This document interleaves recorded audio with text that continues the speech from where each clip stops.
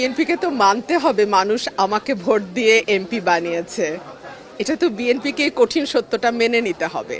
মানুষের ভোটের অধিকারে যদি দল বিশ্বাস করে, মানুষের পছন্দের প্রতি যদি আস্থা রাখতে হয় এবং আমরা যে গণতন্ত্রের কথা বলছি সেটা যদি মানতে হয়, তাহলে আপনি যে প্রশ্ন করছেন যে আজকে একটি দল এই অনুষ্ঠান বর্জন করেছে, তাদেরকে তো আমার বলতে হবে যে তাহলে তো আপনারা গণতন্ত্রে বিশ্বাস করেন না, মানুষের রায়ের প্রতি আপনারা শ্রদ্ধাশীল নন।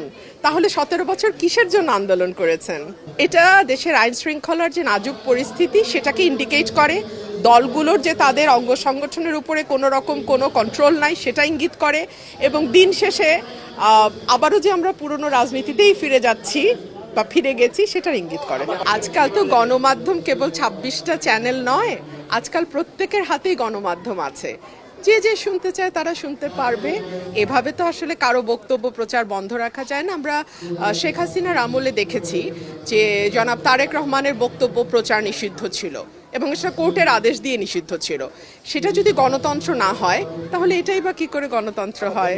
নিশ্চয়ই, কারণ দেখুন, উনি বাংলাদেশের নাগরিক, ওনার পরিবার এবং ওনার বাংলাদেশের রাজনীতিতে দীর্ঘদিনের অবদান আছে এবং ওনার পরিবারকে সপরিবারে হত্যা করা হয়েছে এবং বাংলাদেশের স্বাধীনতা সংগ্রামের তখন আওয়ামী লীগ ছিল একমাত্র রাজনৈতিক দল। তো সকল কিছুর বিবেচনায় ওনার বয়সও হয়েছে। বাংলাদেশে যদি উনি ফিরে না আসেন, ওনার দলের অবস্থা কী দাঁড়াবে বা ওনার এতদিনের যে রাজনৈতিক ইতিহাস সেটারই বা কী দাঁড়াবে, এই সকল কিছু বিবেচনা